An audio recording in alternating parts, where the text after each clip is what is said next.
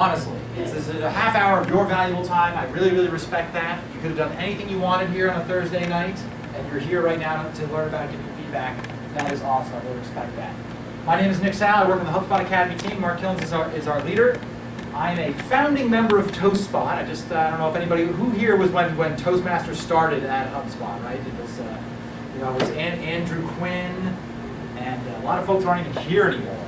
Some of us are, so that was a good old time.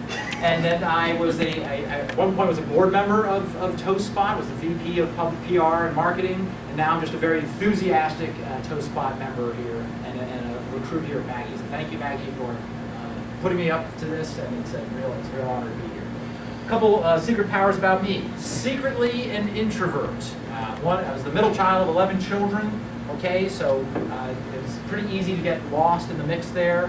The idea of giving people my honest, true feelings and being in any sort of controversy, saying something that can be perceived as negative, letting people down is a nightmare for me normally. And I've had to overcome that over a many number of years, and I'm still very much working on it. Does anybody here sometimes feel like they have trouble giving constructive feedback, delivering bad news, things like this, right? It's something I think all of us kind of sometimes struggle with. And I'm a DJ. Anybody here DJing, right? Working on their DJ skills, right? So see, there's a lot of things we're working on, which is great. So actually, when I thought about it, DJing, which is something that I've done as a hobby, as a nights and weekends thing for the last 10, 15 years of my life, has a lot to do with giving feedback. It's perfect, actually, for introverts, ironically enough, because they don't have to interact with people all the time, one-on-one. I'm back behind a booth like this while everybody else is out in the party, and I can kind of still but take signals in from people, read the crowd, and then serve up some content based on what I'm hearing. Sometimes some requests, sort of how the crowd is moving, who's on the dance floor, things like that. So I feel like this may have helped me a little bit in getting a sense of what people need at any given time and adjusting it in the moment. Also, it's really privileged to work here at HubSpot. As you can see, a tremendous growth story that I'm privileged to be a part of. And really learned a lot about giving feedback as an IMC. Probably have given constructive inbound marketing feedback. And Drew and the other IMCs over here, Tyler, know what I'm talking about. And Julie Spatola especially. Hundreds of customers we have to give feedback to every day, and it always needs a little bit something different. So you all just experienced that first aspect of feedback, which is make people laugh. Okay, it's pretty hard to feel bad if you're laughing. It actually creates a toward response in your brain. It's a very positive thing. So if you can kick off with a laugh, that's why I do it. It's a defense weapon for me, and I think it's a valuable skill in life to be able to summon up a chuckle for yourself and for other people whenever you can. But why provide feedback really from a business standpoint is that it's actually a key ingredient in leadership. To be able to give constructive feedback to somebody is a key ingredient in becoming a leader. That's why it's actually a critical role in Toastspot. That's why we want you to do it, because we want people to be developed as leaders. And it's a key thing that I'm giving feedback all the time from the leaders in our organization. So that's one thing. So Maggie said, Nick, break down your ingredients, some of the things that you do, and I really thought about it for you guys. One thing that I always do that I feel like sets me up for success and sets the evaluation up for success is acknowledge that it's a privilege to give feedback. Wow, what an honor. And didn't I say that as we got started? It really is. What an honor to talk to some real A players and give feedback. It's not like, hey, I'm this all-powerful, smart person, and you are the person with flaws who needs to be improved. It's like, wow, I can't even believe I'm the person up here giving you feedback? Like, you're amazing. Right? So remember to always thank them for that opportunity, that it's a real privilege, and you're going to feel good, they're going to feel good from the get-go. All right? I love this quote by Ralph Waldo Emerson. Every man I meet is in some way my superior. So acknowledge that person's strengths. I don't know if Maggie remembers some of these, but when I was evaluating Anand, I said, somebody's a product manager. I've said it to Maggie before. Somebody who has given a lot of speeches and done a lot of evaluations. It's quite a privilege for me. Everybody has something that you can call out that you can say is a big strength, either in the speech they gave, in the role that they have, the type of person they are. Draw on that first, again, to show that you're not here above them, giving them stuff. You're just an extra set of eyes, giving a tremendous person some additional feedback to be even better. Cool?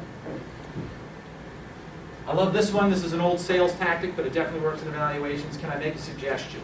So can I get into some nitty-gritty stuff now about feedback, guys? Can we really start getting into some nitty-gritty things that you need to work on? Is that good? Nora's okay with that? All right, awesome. So maybe you ask them to give a suggestion. I've done that before, too. I said, give them some positive things first, and it's like, all right, I'd like to get into some things you need to work on. Is that cool? And what are they going to say?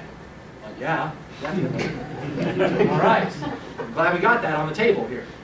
So, for people who are brand new with feedback, you may be wondering, what do I say? What if it goes wrong? What if I forget what I'm saying or they take it too negative? Start first and foremost from the evaluator portion of your competent communication book that you're going to get from the person that you're going to be giving the evaluation for. When I'm giving my evaluation, I'm taking furious notes into this book, filling out the point system and things like that. And oftentimes I've given an evaluation, I've begun by saying the point of the speech was, the thing that this person is working on is this. So that everybody knows that it's not just my ego versus that person's ego, my gut versus that person's opinions. It's us working on hitting this target, hitting the point that they were trying to hit. So if you're new in evaluations, make sure you stick very closely to that feedback, that's evaluator role structure, so that that's a perfect outline. There should be no guesswork in how your feedback is going to be structured, especially for your first couple times. Cite the speech guidelines. It's pretty dangerous just to wing it, because then you can hurt some feelings. Okay. I think it's kind of funny that we need to talk about how to give opinions on things to people, right?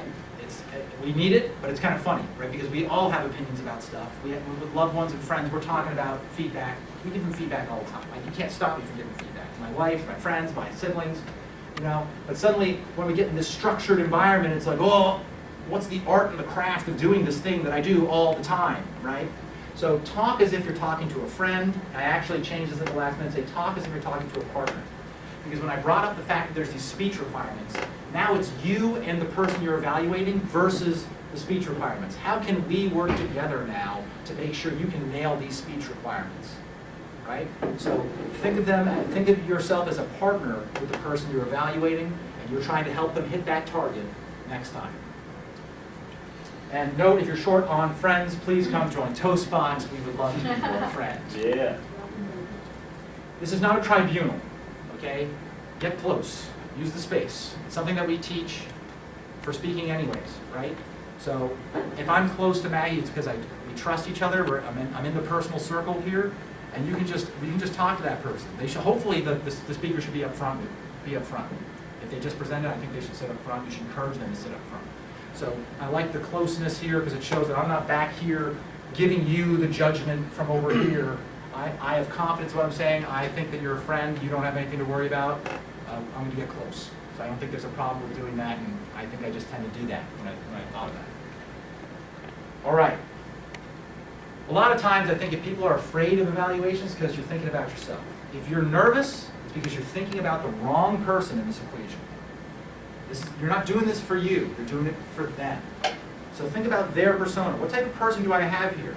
Is this the type of person who's going to absolutely buckle if I tell them that they had 37 ums in their first speech ever? Maybe I should lay off that a little bit. Is this the type of person who wants to be challenged, who really will think that I'm pandering to them if I don't give them something like of a challenge? Think about their target persona. We talk about that all the time. It doesn't stop when we're inside HubSpot. I want to get deeper on that. Don't think about what you need and what you're worried about. What do they need? Why did they even come up and speak in the first place? And deliver on that. If you are focusing on delivering a service to somebody and what they need, you have nothing else to worry about, because that's what's going to come through. And when I really think about why I might do a decent job at evaluating, and maybe why I'm confident speaking here right now, is because I want to do this for you. And I want to do this to the person who's speaking. And I'm just serving that person, and nothing else seems to matter, and I don't have to worry about any of this, right? So just something to think about is, what do they need to get better on, and let's focus your evaluation on that. All right. This is another point here. I think Maggie wanted me to drive this home. Don't waste your time pandering. You definitely should start with something positive to show that you were paying attention to the good things and the bad things. But we don't want to spend 3 or 4 minutes going through flowery things because you feel like the person needs just a big pat on the back. That's not why they came to Toastmasters. They came to Toastmasters because they want to get better. Don't cheat them of that experience. I kind of love getting feedback. You know, I want to see what other people are seeing, so provide them that constructive experience. Don't waste time pandering. All right. This one's a little bit meta, but if you think about it, you just got to be confident in what you're doing. Did you believe that this person has really serious potential?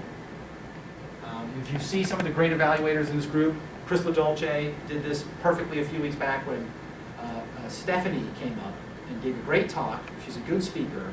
But Chris saw that, you know what, Stephanie's an A player, Stephanie Lucier on the IMC team. Said, Stephanie, I think you could do that type of speech all day, every day. What I want to see you do is I want to challenge you to do something a little bit different and go outside your comfort zone. And you can tell for her persona, that's exactly what she needed to hear. So don't be afraid to challenge. That's part of your role as the evaluator.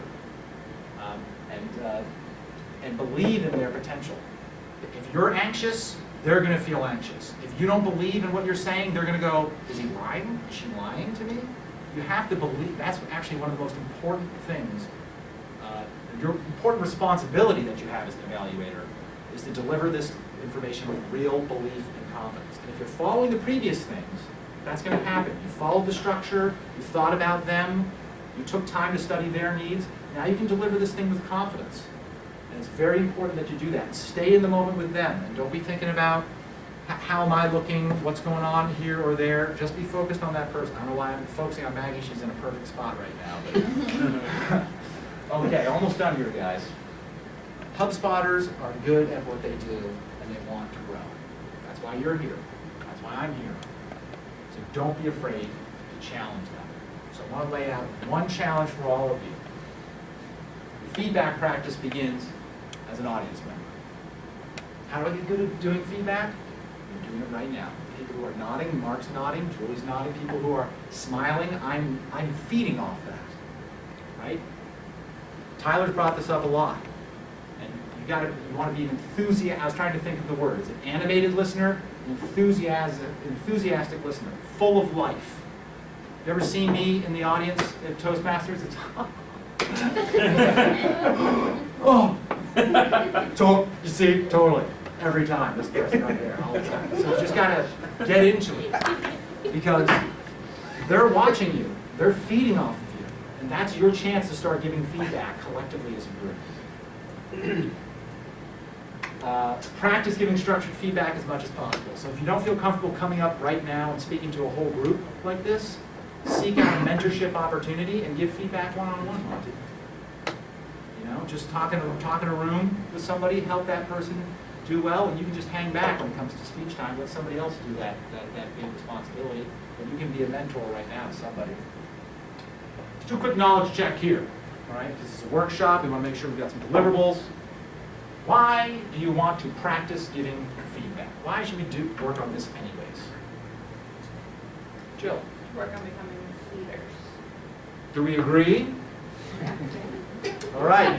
Yes, correct. What's a great way to structure your evaluation here? Use the guide. Oops, sorry. Mark and Use the guideline outlined in your competent communicator handbook. Brilliant. Just brilliant. Could have spoken up a little bit more, but I appreciate that. All right, awesome. So what about number 3? Who should you be focusing on, Monty, during your evaluation? Yourself. No. Yeah, exactly. Big old me. The other person. The other person, make sure, get in their space and let them know that you're focusing on them, giving them direct feedback. That's the safety net. So long as I'm focusing on them, then they know I'm doing my best and I care about them. And even if I stutter or if it goes too long or whatever, they know that I'm trying to help them. And then everybody else will see that, and then I'm going to sense that, and everybody's good, right? Awesome. What's the best way to start developing your feedback skills?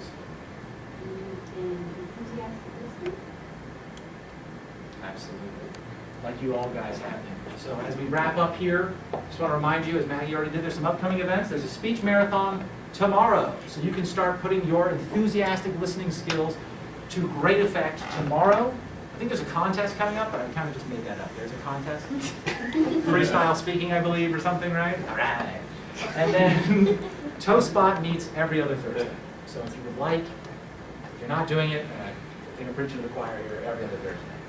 Thank you all very much, and I would be happy to evaluate your next speech one-on-one or formally here in Toastbot. Thank you.